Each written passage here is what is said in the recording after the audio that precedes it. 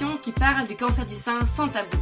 Woman Face, c'est l'histoire de toutes ces femmes formidables touchées par le cancer du sein. C'est l'histoire de nos mamans, de nos sœurs ou de nos filles. Ce podcast, il a pour but de briser les non-dits, de partager des moments sans filtre, d'informer, mais aussi d'insuffler des ondes positives autour de nous.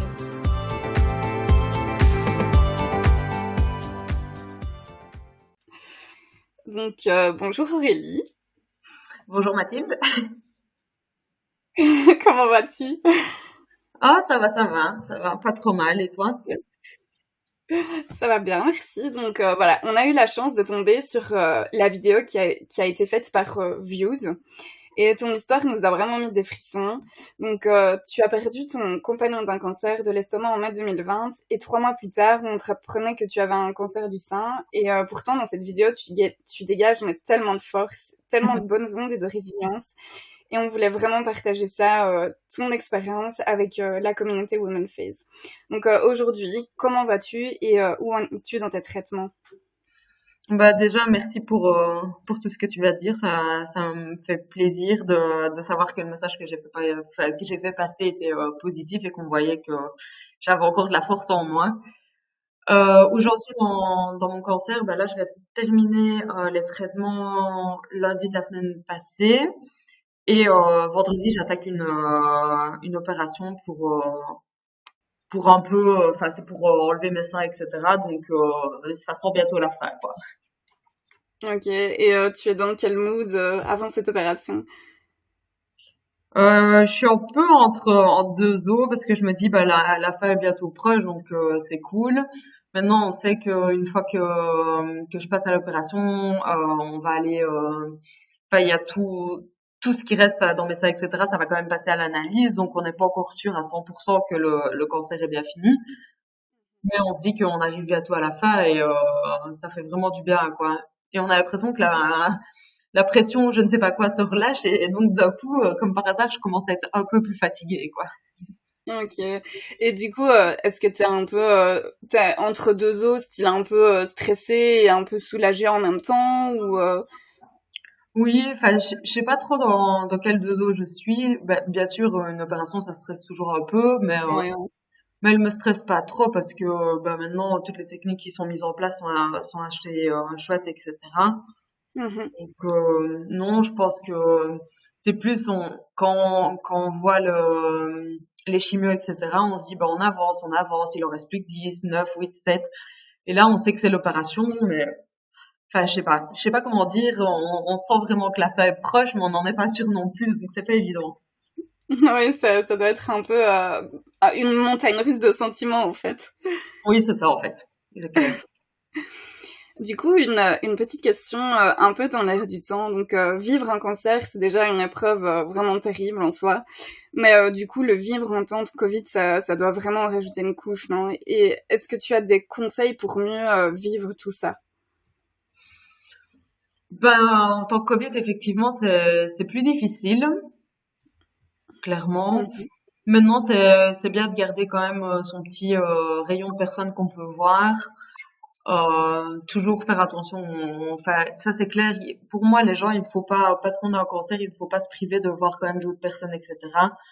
Maintenant, il faut vraiment voir les personnes qui ne voient pas trop de personnes ou qui ne sont pas astites ou des trucs comme ça. Et les personnes un peu plus sujets à avoir le Covid ou quoi, bah alors c'est bien de se dire on va un peu dehors et on va marcher avec elles.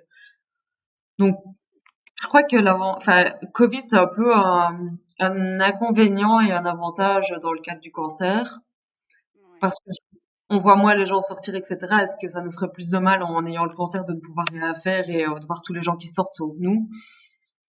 Donc voilà. Maintenant, oui, les conseils, c'est vraiment faire attention aux personnes qu'on voit, mais de ne pas se priver non plus parce que ou sinon on voit jamais personne, on va devenir fou et c'est bien de se trouver d'autres occupations comme la marche, enfin peu importe quoi. Mais Ouais, on en a besoin pour le moral aussi, quoi. oui, c'est ça Et clairement.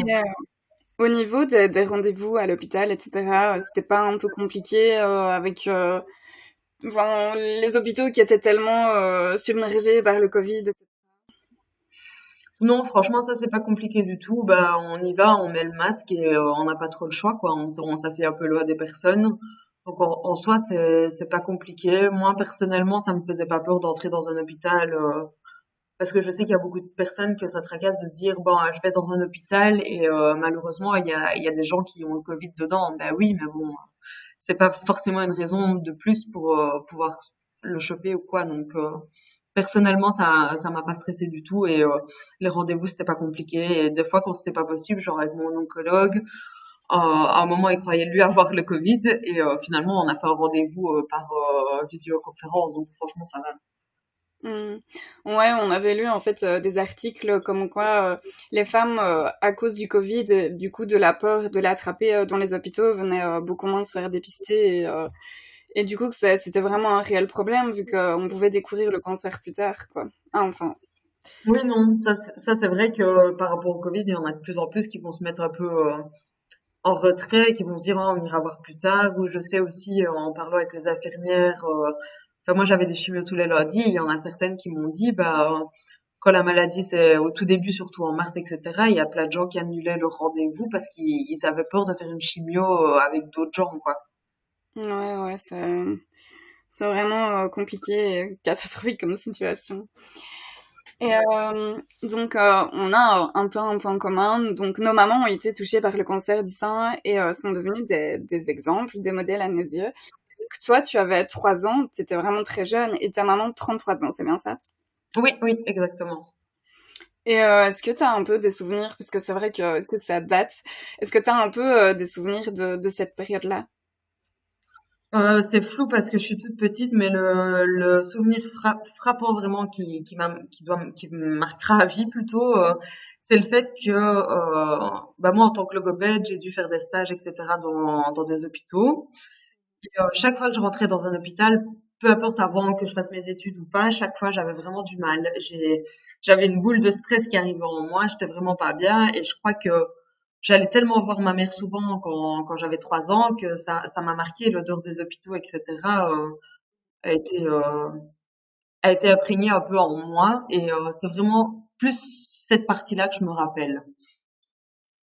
C'est que je me rappelle sans m'en rappeler parce que je me rappelle pas être allée voir ma maman, mais chaque fois que je rentre dans un hôpital, je suis pas bien, quoi. Ouais, ouais, ouais, je comprends. Et du coup, enfin moi par exemple, tu vois, c'était un peu sous forme de flash. Je me souviens de petits événements bien précis, mais vraiment pas sur toute la longueur, quoi. Oui, ouais. Et donc aujourd'hui, tu as 29 ans, c'est bien ça? Ouais, je vais te fêter ma 30. Ah ouais. Bah, bon anniversaire, peut-être en Merci. retard, du coup. Et donc, une de nos envies dans Woman Face, c'est vraiment de sensibiliser les femmes dès leur plus jeune âge, en fait, parce qu'il n'y a pas que les femmes de plus de 60 ans qui ont un cancer du sein, donc nos mamans en ont aussi été la preuve. Et est-ce que tu as un message à faire passer par rapport ben, à l'âge, en fait, tout simplement? Oui, c'est vrai qu'on met souvent le cancer sur des personnes plus âgées. Même moi, j'avais un peu cette idée-là en tête aussi, et c'est vrai que ça touche de plus en plus des jeunes personnes. Est-ce qu'il y a des soucis dans la société ou quoi qui font qu'on a plus le cancer? Je ne sais pas. Mais en tout cas, c'est bien de se faire toujours un peu, enfin, d'aller voir plus de personnes par rapport à tout ça. Enfin, par exemple, moi, j'ai été, enfin, ma maman a eu le cancer, donc quand elle a eu le cancer, elle a fait le test dépistage pour savoir si elle avait le gène en elle ou pas. Et donc, grâce à ça, ben, je me suis dit, bah, ok, moi aussi, je vais me faire tester. Et au départ, j'avais refusé de savoir si j'avais le gène ou pas, parce que je me suis dit, de toute façon, un cancer, c'est quand même une personne sur trois que ça touche, hein, au final. Mais c'est mon gynéco qui m'a dit, écoute, Aurélie, tu ferais bien de te faire tester, un peu plus savoir et te faire suivre, parce que le truc qu'il m'a expliqué, c'est que quand on a le gène, ça ne touche pas que les seins, mais ça touche énormément les ovaires aussi. Et c'est là que je me suis un peu remise en question, où je me suis dit, ah oui, ok, et surtout qu'on dit souvent quand on a le cancer des ovaires, ben, on le remarque souvent plus tard. Donc c'est un peu grâce à ça que je me suis dit, ok, ça va, ben, je vais aller me faire tester, je vais un peu savoir, parce que c'est vrai que psychologiquement, c'est pas facile à savoir. Mais au moins, grâce à ça, on peut être plus vite pris en charge et ça veut dire que dès notre plus jeune âge, entre guillemets, quand on a passé l'adolescence, etc., on va pouvoir au moins aller à l'hôpital, enfin avoir une mammo ou etc. Une fois par année, tandis que si on ne sait pas qu'on a le gène, ben, on va devoir attendre les 30 ans passés pour pouvoir commencer la première fois à être testé, etc.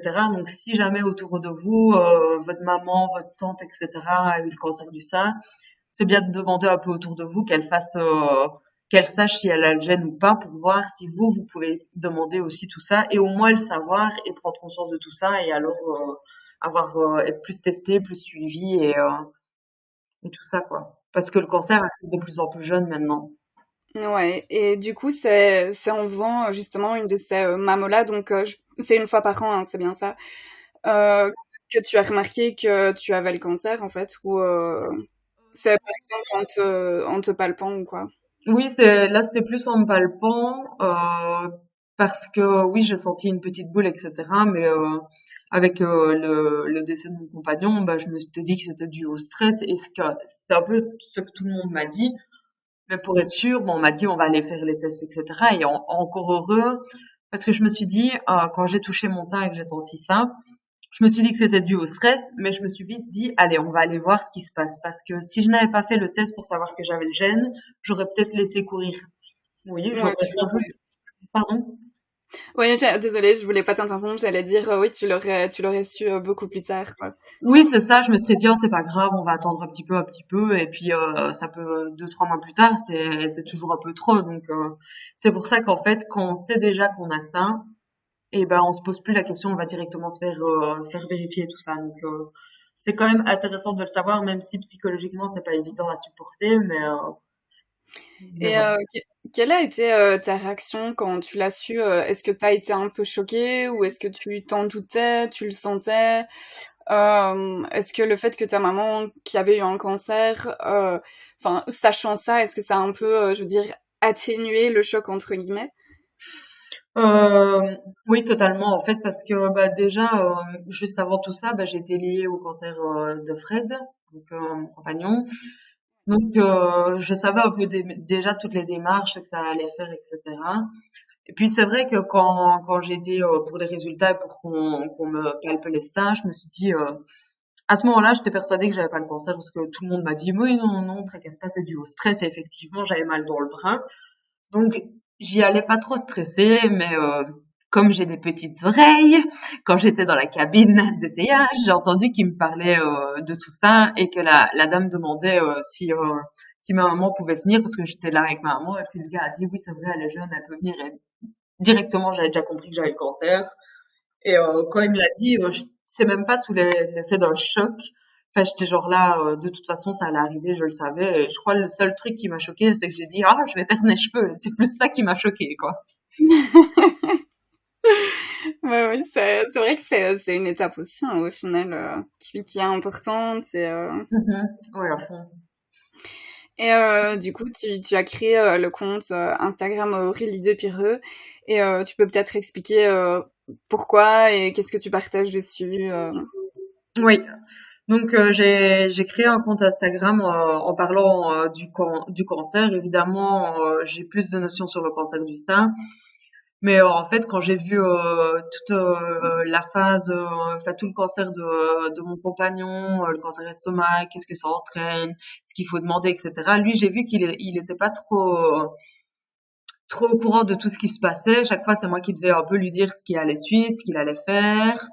Même si les médecins sont quand même assez sympas et ils nous donnent beaucoup d'informations, mais j'ai vu que lui était pas assez informé et que moi au final, bah, je le savais, alors que ma maman finalement elle a eu un cancer quand j'avais 3 ans, mais j'en ai tellement vu autour de moi que je savais beaucoup de choses à ce niveau-là.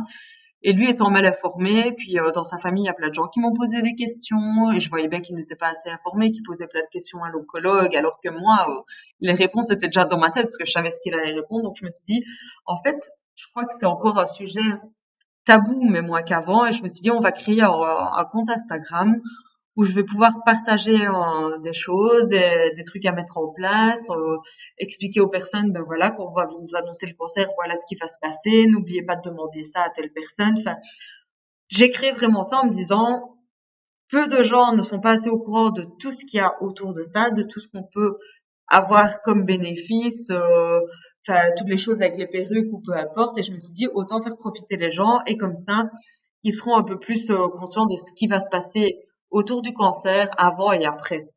C'était plus pour les informer eux et voilà. Et bientôt, tu vas avoir 1000 abonnés, j'ai vu tantôt. Ah, c'est vrai, j'ai même pas regardé. Ouais, je pense. Ça aussi entre le 900 et les 1000, je pense. Trop bien. Sur un des posts, d'ailleurs, tu conseilles les proches pour qu'ils aident au mieux la personne malade et tu expliques qu'il ne faut pas qu'ils arrêtent de parler de leur quotidien, de leurs petits malheurs, etc.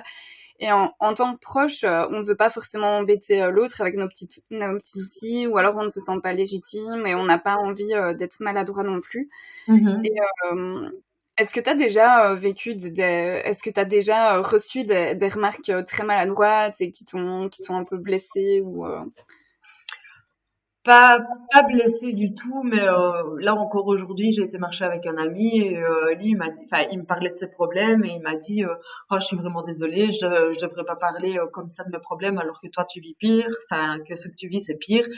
Et moi, je suis là, mais non, justement, ça me fait plaisir que tu me parles de tes problèmes parce que moi aussi, je suis là pour t'aider là-dedans. Et peut-être que le mien est beaucoup plus important que le tien, mais j'ai envie qu'on me considère comme une personne, entre guillemets, normale.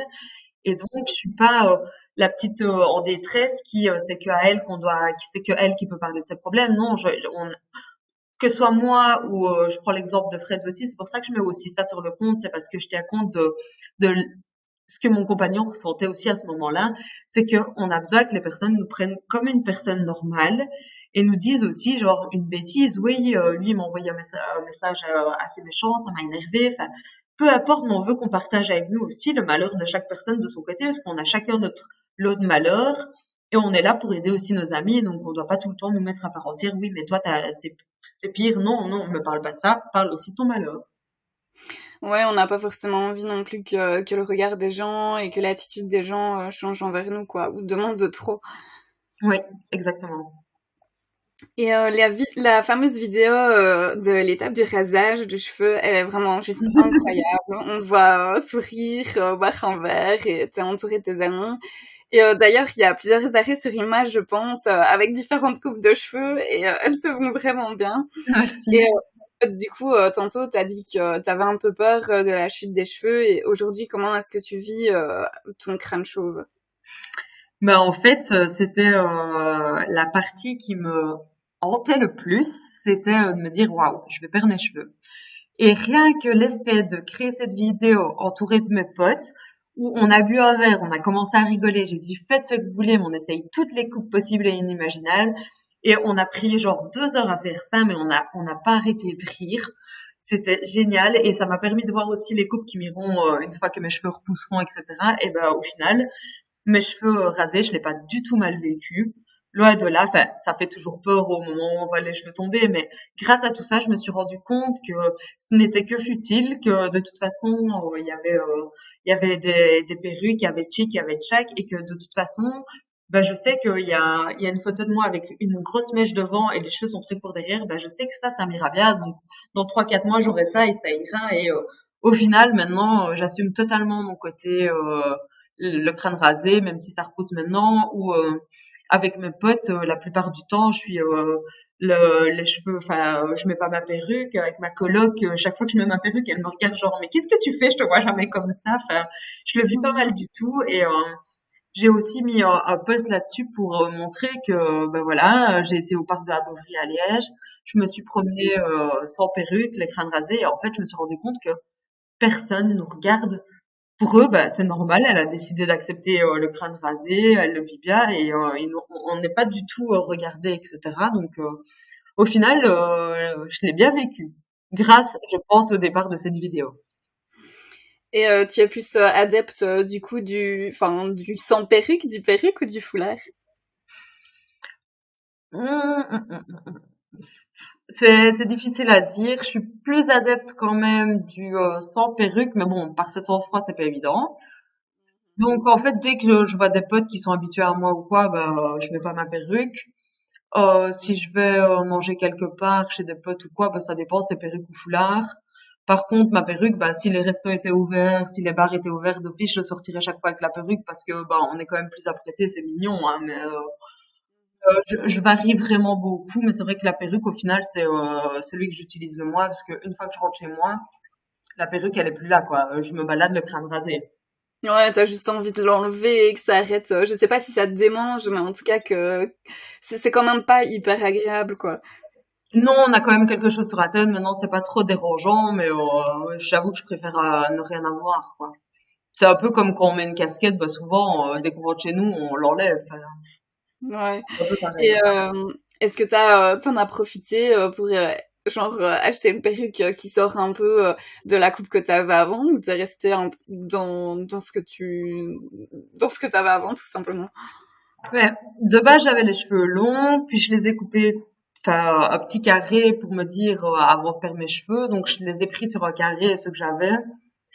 Mais c'est vrai que j'ai essayé d'autres perruques ou j'ai essayé du roux, que ça m'allait super bien, mais bon, il fallait quand même assumer ça. Et au final, en fait, je suis juste partie sur la perruque que je trouvais qui m'allait le mieux et dans laquelle je me sentais le mieux. Et pas forcément par rapport à la couleur ou quoi, mais vraiment, une fois que je l'ai mis, waouh, enfin, celle-là, c'est vrai, je me souviens, je l'ai mis et j'ai dit, ok, je me sens bien, je me sens moi, c'est bon, on la garde, quoi. Ouais, c'est important de se sentir bien avec ça, je pense. Ouais, à fond. J'entends souvent enfin, ça dépend, je pense, un peu des personnes, mais que ça gratte et que c'est pas agréable.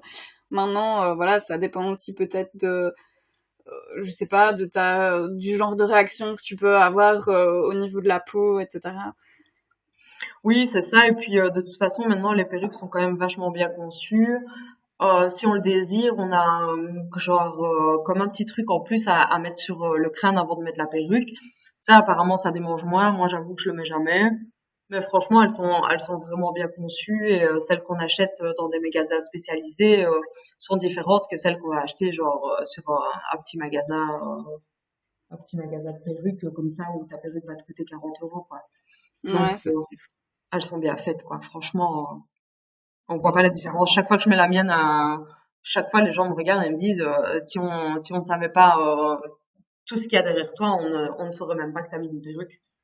ouais, ouais, c'est vrai que c'est fait pour que ça soit le plus vraisemblable possible, entre guillemets. Oui, c'est ça. Maintenant, ça a pris. Il faut être au Ouais, courant de ça quand même. et tu peux un peu nous dire, du coup, t'as dit c'était 40 euros, c'est ça? Enfin, Non, dans ce enfin, les bêtes perruques, genre qu'on trouve sur un petit magasin en ligne ou quoi, on peut en avoir pour 40 euros, mais ça vaut pas le détour d'une vraie perruque, quoi. Ah, ok, ouais. Mhm. Ici, si on veut monter sur la mienne, mais la mienne était très chère, on était à 1200 euros. Ah ouais, ouais, quand même. Ouais, par contre, il y en a des autres, mais pourquoi? Parce que moi, c'est des vrais cheveux dessus, hein. Maintenant, il y a d'autres perruques qui sont très bien faites, qui ressemblent à des vrais cheveux, mais ne sont pas des vrais cheveux, mais généralement, on tourne quand même autour des 500 euros pour avoir une perruque. Maintenant, il y a le remboursement mutuel, c'est peut-être combien? 180, je pense. 180, et moi, j'ai eu, pour ceux qui sont à la DKV, c'est bien de le savoir, c'est un remboursement de 500 euros à la DKV. Ok, ouais, c'est déjà ça. Oui, oui, oui, c'est clair, c'est clair. Après, j'avoue que là, j'ai eu beaucoup de chance, c'est ma maman qui m'a payé le reste de la perruque, donc je le remercie vivement. C'est une gentille maman. Oui. Et d'où te vient cette force et cette joie de vivre? T'as une résilience incroyable et on a envie que tu nous partages vraiment d'où tu tires cette force. Je crois que la partie principale, c'est ma maman, parce que ma maman a vécu beaucoup, beaucoup de, entre guillemets, traumatismes aussi, avec le cancer très jeune et d'autres trucs ainsi. Donc, ma mère a toujours été très, très forte. Elle s'est battue quand elle avait son cancer pour nous, pour être près de nous. Donc, ma première partie, c'est elle. Et la deuxième, c'est Fred. Pourquoi? Parce que je le revois vivre son cancer et il a géré alors que c'était difficile et il a eu les derniers mots pour moi. Il m'a dit aussi qu'il voulait que je me batte et que je continue à vivre ma vie et que je refasse une vie, etc. Et en fait, tous ces mots m'ont tellement touchée que je me suis dit, ben, je veux me battre pour lui parce que lui aimerait bien que je sois heureuse sur Terre et que je vienne le retrouver un jour quand j'aurai mon âge, etc. Mais je me bats vraiment aussi pour lui montrer qu'il a raison, on a un cancer, on peut se battre et c'est une force, quoi, comme s'il la mettait en moi et elle est là. Je dois me battre pour lui. Et est-ce que c'est ce que tu ressens en permanence ou alors t'as aussi, je suppose, ton lot de hauts et de bas qui vont avec? Globalement, je suis plutôt positive. Ça, c'est clair. Maintenant, comme dans tout, on a tous des bas et c'est une chose que maintenant j'accepte. Avant, il y a quelques années d'ici, j'aurais jamais accepté les bas. J'aurais jamais pleuré devant quelqu'un. Enfin voilà. Mais là, si, j'accepte de vivre des bas. Mais c'est vrai que quand on est dans une spirale comme ça, ben, chaque petit truc, mais tout petit, qui est positif, ben, je le vois positivement. Donc, c'est une bêtise. Aujourd'hui, il y avait du soleil, ben, ça m'a rendue heureuse. Donc, ma journée, elle est déjà comblée, quoi. Quelqu'un va m'envoyer un message alors que cette personne-là, je l'ai plus vue depuis, je sais pas moi, 3 mois, ben, je suis contente. Enfin, le moindre petit truc me rend heureuse et je l'accueille les bras ouverts, quoi. Donc, c'est chouette. Et ouais, on Donc, a besoin de ces petites choses qui nous remontent le moral aussi et on prend vraiment tout ce qu'on peut, quoi. oui, c'est ça. Il faut accepter les moindres petites choses et les prendre comme un truc magique, en fait. C'est Mm. clair. Après, on n'est pas bien par moment et c'est normal et il faut l'accepter, se dire, bah écoutez, aujourd'hui je suis pas bien et demain je me relèverai. C'est pas grave. Ouais, c'est normal et ça fait partie aussi de la maladie. Ouais, exactement, bien sûr. Et qu'est-ce qui t'anime aujourd'hui dans la vie, du coup? Quels sont tes rêves, tes projets futurs? Ça, j'avoue que c'est pas évident d'avoir des projets trop loin parce que moi je suis un peu au day to day, donc je vis au jour le jour. Mhm. Par contre, des projets, bah oui, moi je me vois sortir de tout ça. C'est pas évident d'avoir trop de projets vu la pandémie qui règne autour de nous. Mais Aussi, oui.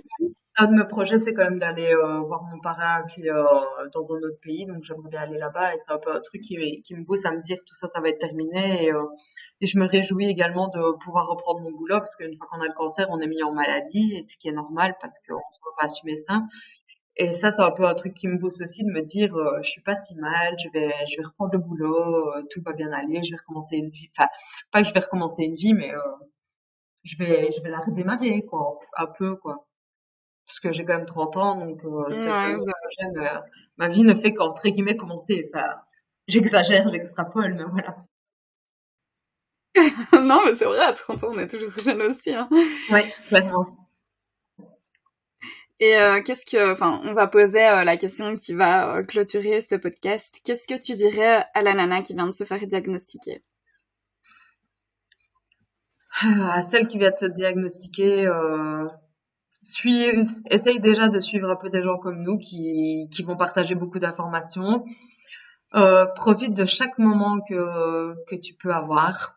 Dis-toi que chaque moment est bénéfique et te mets pas trop la pression parce qu'on sait que les cancers maintenant sont enfin, de mieux en mieux soignés. Donc, dis-toi que c'est une grosse maladie, mais qu'avec toute la volonté, la force que tu as et tout ce qui se met en place au niveau de la médecine, on peut la vaincre. Et essaye d'être positive au maximum, d'accepter ces moments de doute, de tristesse, parce qu'il faut savoir les accepter. Mais après, prends chaque petit moment comme un moment positif et accepte de voir des gens, de trouver des occupations comme on peut et voilà, je pense que et n'hésite pas à parler de ça avec des personnes qui ont vécu tout ça aussi. On ne voit pas la montagne à escalader, on a plutôt chaque petit escalier pas à pas.